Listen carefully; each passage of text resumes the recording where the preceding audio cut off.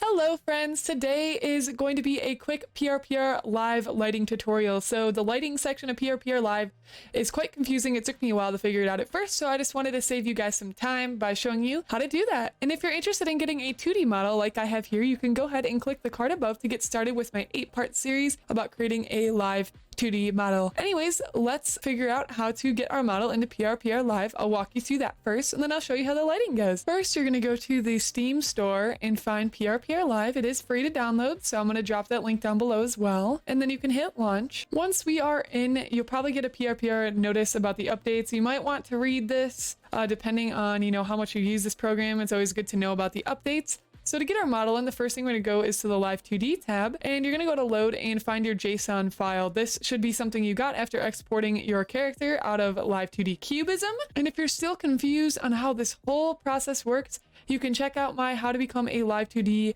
VTuber tutorial, which I will also put up above on the card. So after that, you will double click your model, your JSON file, and then it should show up here, and then you double click that and it will bring in the model. Next, you're going to go down to the face capture settings and you're going to start capture.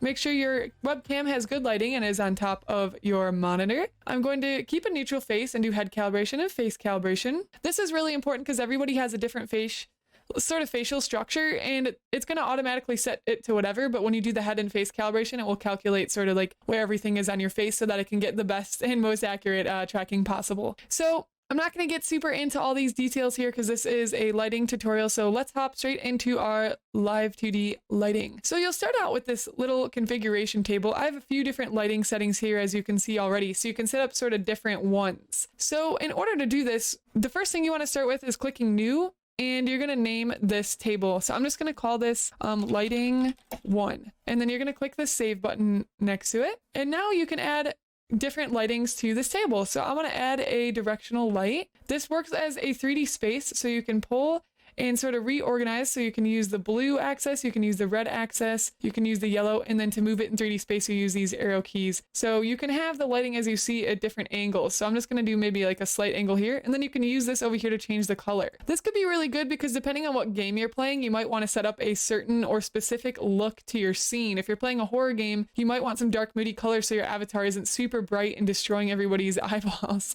when they're watching your videos or your stream. So this is one type of light you can use. You can combine as many type of lights as you want. You would just click add, and you can also delete the light if you'd like, but I'm going to add also a point light. So this is another type of light that Live 2D offers you here. You can pull this bottom dot to make it bigger and give it a bigger range. So again, this depends on the lighting and what you might want, and I can change the color over here as well. So again, you can add multiple ones. You can also delete them. So you just select it to be able to delete that specific light. So if I want to delete my point light, and I'm over here, my directional light, I'll just select my point light and then click delete and then get that out. And make sure you click save. Whenever you're done setting up your lights, you need to click save or it's not gonna be there next time you go to it. So now you can alternate between the different lightings you set up. So if you need to save one for a specific game, then you can have all these different light settings to quickly access whatever it may be. And again, you have different bars here to adjust the saturation and the lighting. So just mess with this until it looks like what you're wanting it to.